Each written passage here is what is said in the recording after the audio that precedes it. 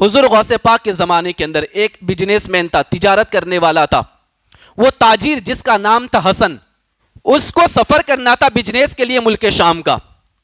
تو حضرت حماد کی بارگاہ میں یہ تاجر گیا، بزنس مین گیا، حضور میں ملک شام کے لیے سفر کے لیے جا رہا ہوں، تجارت کی غرض سے، بزنس کے لیے، آپ دعا فرما دیں میرے لیے، اللہ سفر کو آسان کر دیں. تو اس وقت حضرت حماد نے جب آنکھیں بند کری اور دیکھا تو کہا کہ آپ بزنس کے لیے مت جانا، آپ سفر مت کرنا. کہا کیوں حضور؟ کہا کہ تم نے اگر سفر کیا تمہارا قافلہ لوٹ لیا جائے گا، تمہارا سامان لوٹ لیا جائے گا، تمہاری رقم، تمہارے پیسے یہ بھی لوٹ لیے جائیں گے اور تمہیں قتل کر دیا جائے گا، تمہیں قتل کر دیا جائے گا. یہ اللہ کے ولی نے کہا نا، حضرت حماد نے کہا. تو انہوں نے اپنا ارادہ کینسل کر دیا جانے کا، کہا کہ اب نہیں جانا. اب یہ لوٹ کے آ رہے تھے تو ادھر حضور غوث پاک کی ملاقات ہو گئی، غوث پاک سے ملاقات ہوئی. جیسے غوث پاک نے دیکھا کہ حسن کا چہرہ اترا ہوا ہے، کہا کہ کیا بات ہے، چہرہ کیوں اترا ہوا ہے؟ کہا کہ حضور جانا تھا بزنس کی غرض سے ملک شام، لیکن حضرت حماد نے منع فرما دیا کہ جاؤ گے تو انتقال ہو جائے گا، سامان بھی لٹ جائے گا اور سب کچھ ختم ہو جائے گا، تو اس لیے میں نے جانے کا ارادہ ترک کر دیا ہے، اس لیے تھوڑا سا چہرہ اترا ہوا ہے. تو حضور غوث پاک فرماتے جاؤ کچھ نہیں ہوگا. بلند آواز سے نا یار، جاؤ کچھ نہیں ہوگا، انشاءاللہ تم صحیح سلامت واپس آ جاؤ گے.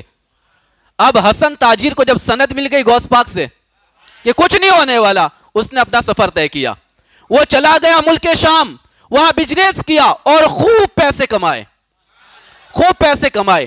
اور اس نے پیسوں کی ایک گٹھڑی باندھ لی اور وہ واپس آ رہا تھا، لیکن اچانک کیا ہوا کہ وہ پیسوں کی تھیلی کہیں بھول گیا. لے کے آ رہا تھا کہ کھانے بیٹھا تھا یا کچھ کر رہا تھا، وہ پیسوں کی تھیلی کہیں بھول گیا. اب جیسے وہ پیسے کمائے ہوئے کہیں بھولا تو اس کو ٹینشن آ گیا کہ اتنا میں نے لمبا سفر کیا، کیونکہ اس دور میں بزنس کے لیے جانا کوئی معمولی بات نہیں تھی، 6 مہینے 1 سال لگ جاتا تھا، تب جا کے کوئی بندہ آتا تھا.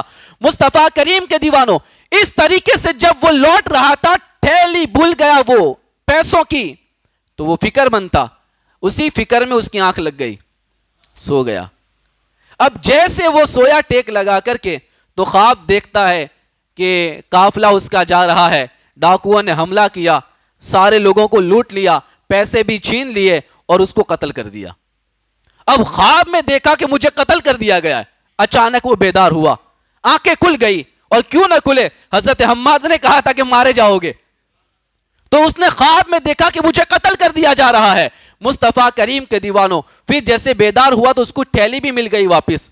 جیسے تھیلی ملی وہ فوراً روانہ ہوا بغداد کی طرف، اور بغداد آ گیا صحیح سلامت، نہ کسی نے حملہ کیا، نہ کوئی قافلہ لوٹا گیا، نہ کسی نے پیسے ضبط کیے، بالکل صحیح سلامت وہ بغداد معلیٰ واپس آ گیا. اب جیسے بغداد آیا تو سوچ رہا ہے پہلے ملوں تو کس سے ملوں، بلند آواز سے نا، پہلے ملاقات کروں تو کس سے کروں، حضرت حماد سے کروں یا غوث پاک سے کروں. اب یہ سوچ ہی رہا تھا کہ کس سے ملاقات کروں، تو اس نے راستے سے حضرت حماد کو آتا ہوا دیکھا، حضرت حماد کو آتا ہوا دیکھا. جیسے ہی حضرت حماد آ رہے تھے اور حضرت حماد کو جب اس نے دیکھا حسن تاجر نے، تو حضرت حماد مسکرائے اور حسن تاجر سے کہا اے حسن، تو یہی سوچ رہا ہے کہ زندہ کیسے لوٹا، بلند آواز سے نا، تو یہی سوچ رہا ہے کہ زندہ کیسے لوٹا، جا غوث پاک کی بارگاہ میں چلا جا، کیونکہ وہ محبوب رب العالمین ہے، اسی نے 70 مرتبہ دعا کروا کر کے تیری زندگی بچائی ہے، 70 مرتبہ دعا کر کے تیری زندگی بچائی ہے. مصطفیٰ کریم کے دیوانوں، حضرت حماد کہتے ہیں تیری تقدیر میں موت ہی لکھی تھی، لیکن عبد القادر جیلانی نے 70 مرتبہ رب کی بارگاہ میں دعا کی اور اس تقدیر کو مٹا کر کے تیری زندگی کو آگے لکھ دیا گیا ہے. تو یہی ہے، میری تقدیر بری ہو تو بھلی کر دے، محو اس بات پر ہے کروڑا تیرا. حضور غوث پاک فرماتے اللہ نے مجھے وہ طاقت دی ہے، بری تقدیر کو مٹا کر کے بھلی لکھ دیتا ہوں. اب پھر وہ حضرت غوث پاک کی بارگاہ میں گیا. جیسے غوث پاک کی بارگاہ میں پہنچا تو غوث پاک نے دیکھ کر مسکرائے، کہا کہ ہاں حسن، کچھ بولا نہیں، ابھی تو آ ہی رہا ہے، آ کے بیٹھا ہے. کہا کہ ہاں حسن، میرے استاذ نے سچ کہا ہے، میرے استاذ نے سچ کہا ہے، تیری جان کو بچانے کے لیے میں نے رب کی بارگاہ میں 70 مرتبہ دعا کی ہے. اللہ نے 70 مرتبہ کی دعا کے بعد اس تقدیر کو بدلا ہے. مصطفیٰ کریم کے دیوانوں، تو یہاں سے یہ بات بھی پتا چلی کہ تقدیر کو بدلوانے کے لیے ایک بار دعا کافی نہیں ہوتی، دعا بار بار کرنی پڑتی ہے. کبھی ایک چیز کو رب کی بارگاہ میں 1 سال تک مانگنا پڑتا ہے، کبھی 2 سال تک مانگنا پڑتا ہے، کبھی 3 سال تک مانگنا پڑتا ہے. بندہ مانگتا رہتا ہے تب جا کے اللہ تبارک و تعالی اس کو وہ چیز عطا فرما دیتا ہے. اور ہاں یہ تو ہماری بات ہے کہ ہم دعا کریں تب ہمیں اتنے سالوں کے بعد ملتا ہے. یہ تو غوث پاک فرماتے میں نے 1 بار نہیں 70 بار دعا کی ہے تب جا کے اس کی تقدیر کو بدلا ہے. مصطفیٰ کریم کے دیوانوں، ہم تو ایک بار ہاتھ اٹھا کے مانگ کے بھاگ جاتے ہیں، کہا کہ اللہ نے نہیں دیا. ایسا نہیں، مانگو رب کی بارگاہ میں، لگاتار مانگتے رہو، روزانہ مانگتے رہو. مانگتے جاؤ گے اللہ عطا فرماتا جائے گا.